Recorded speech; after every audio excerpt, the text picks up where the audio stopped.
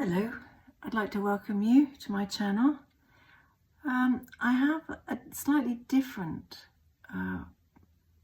reading today. It's a little bit disturbing, so I just forewarn you before we begin. I'm really guided by whatever I'm told, and as quite often happens, I listen to the news in the morning, and and then they start to tell me and correct my own thoughts and tell me how things are really working out and what's really happening. And that happened to me the other morning when I was listening about brain chips, you know, the chips that you put in telephones, microchips, and they're being put into people. Now, there's a positive reason for that, obviously. If people have been damaged or have health issues and they need help with their speech, then that's going to be marvellous. But as the programme went on, more and more was revealed to me about what's really going on. So with the microchips in the human brain,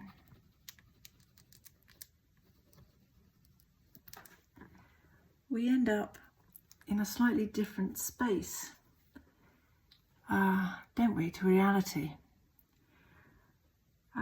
So this won't be, it's not going to be universal, this practice,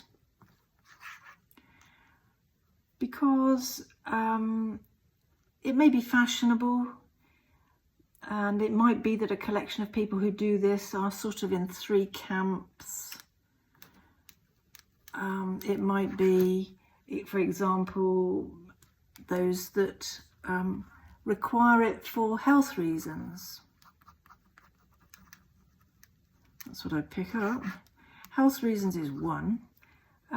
Two would be the people that want to be fashionable and want to have something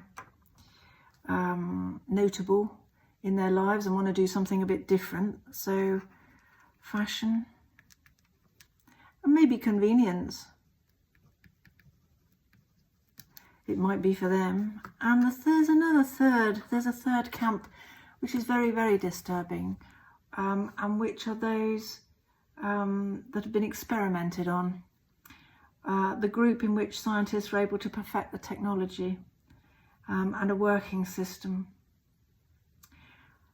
So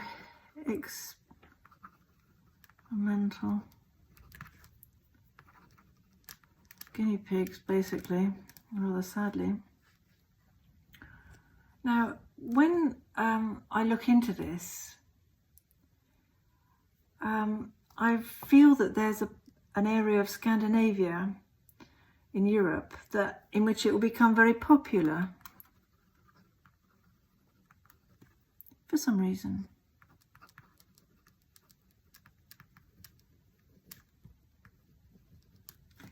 So there's some area in that vicinity that will be drawn to this technology and want to be a part of it.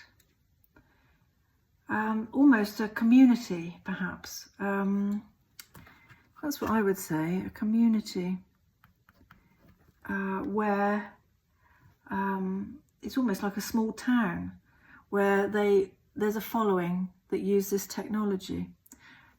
In the future, I pick up that this practice will be abused by a country with a radical value system to create kamikaze fighters to attack unsuspecting countries and people going about their daily business. So it will be abused by a radical country, which is very depressing to hear, but there we are. People will be turned into living weapons. People will equal weapons. Living which is a huge concern. But wherever there's good fortune, there's somebody that takes advantage of that. So although it may benefit those people that can't speak and are able to, it's also going to be abused, which is very sad.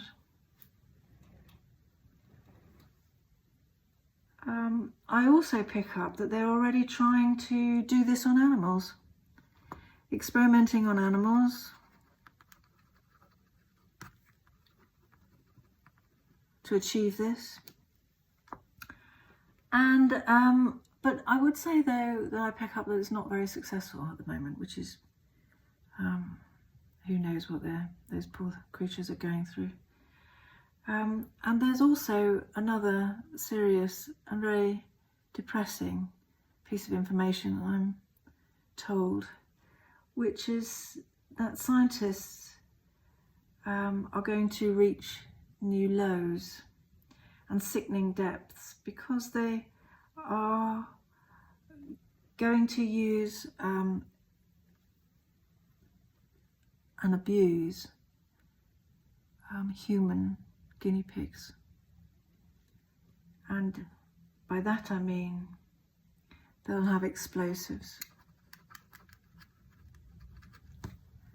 They'll carry explosives and want to do as much damage as possible. Now, the other awful thing is that I pick up that they are putting stuff in people's brains and heads, and they're doing the most abominable experiments, which I won't describe actually, because when I see them they're sickening. And I can actually see the scientists laughing. They are actually laughing. And I would say that these people who are doing the experiments are of Middle Eastern origin at the moment. Those that I see, it doesn't mean that they are just from there, but particularly those I see today are from the Middle Eastern origin.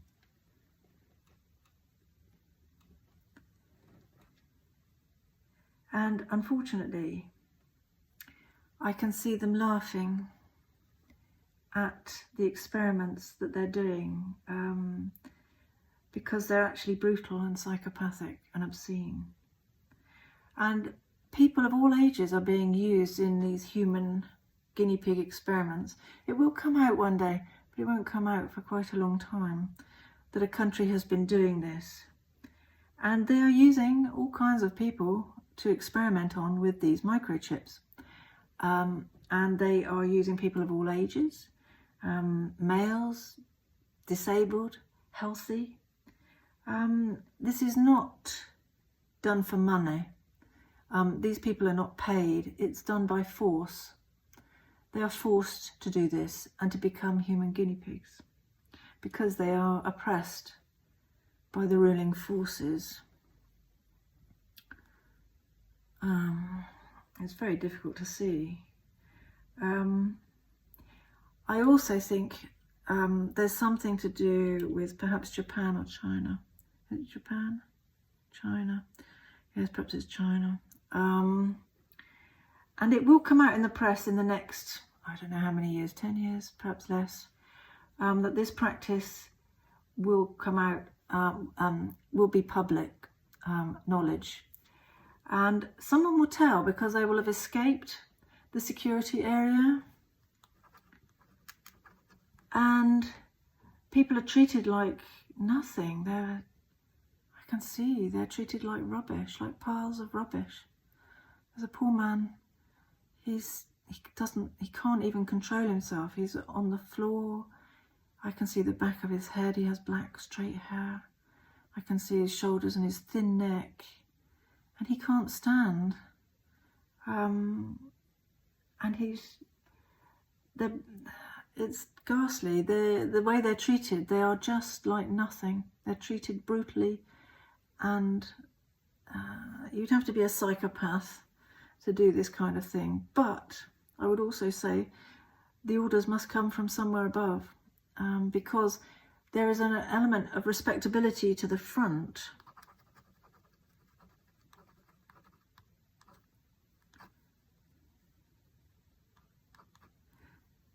So I can see a big sort of building like this, and there's something up there, and there's a tiny, this is how big it is, there's a tiny door down there, and I think it might be wood, something here. But around the back, there's something over here. There's something happening over here. So to the front, it's very respectable. But to the back, it's torture. It's human torture.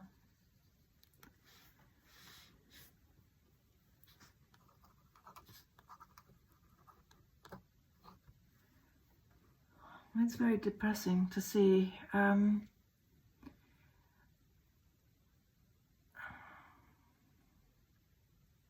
It's man's worst imaginings going on at the back of there. It's definitely China or Asia, in that area. And I think that they're prisoners. I think these people are prisoners because they have ill-fitting uniforms that are poorly, they're thin and cotton and sort of khaki kind of colour,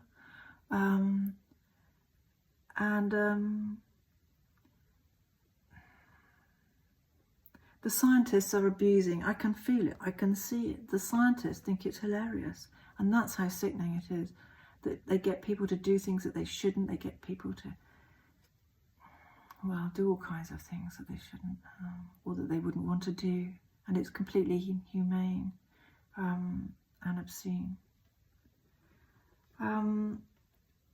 They're quite sadistic anyway, and it has little to do with any positive progress in terms of technology or on the brain.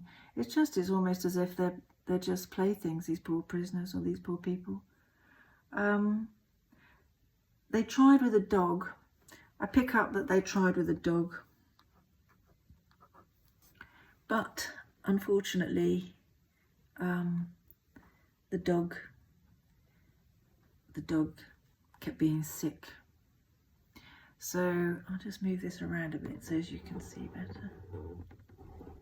Yeah, unfortunately the dog kept being sick.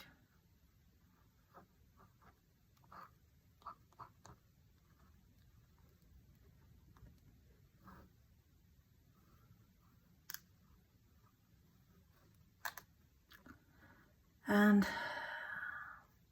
just kept being sick. It couldn't hold anything down. And they didn't even sew up its head, poor thing. It just had this great big gash in it where they'd done something to it. After inserting the chip, it couldn't eat. Everything it ate, it was sick. So that wouldn't have lasted, would it? Poor thing. And anyway, they would have killed it, I should think.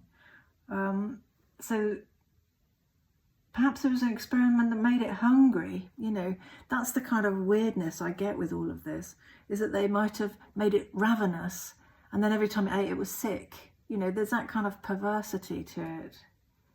These are unspeakable people, and there's no two ways about it. And it's in a world being financed by tyrants to do unspeakable things and to gain power, as usual, and control of decent people.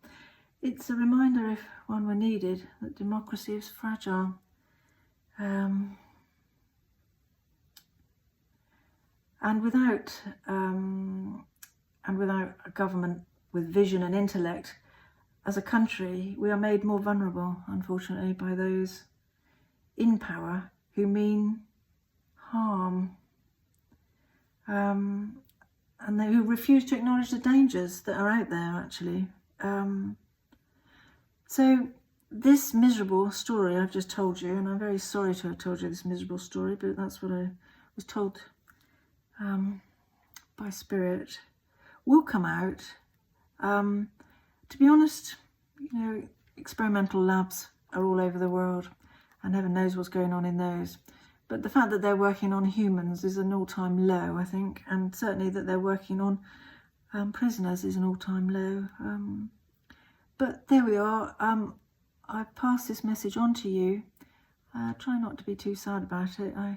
One hopes that things will be better for it, you know, once it's discovered and people are brought to justice. But this is my reading for today, and I thank you very much for your time. Please like and subscribe if you have the time. It'd be much appreciated, and it helps me to keep going with these readings. I hope that the next one is a bit more uplifting for you. Thank you for your company.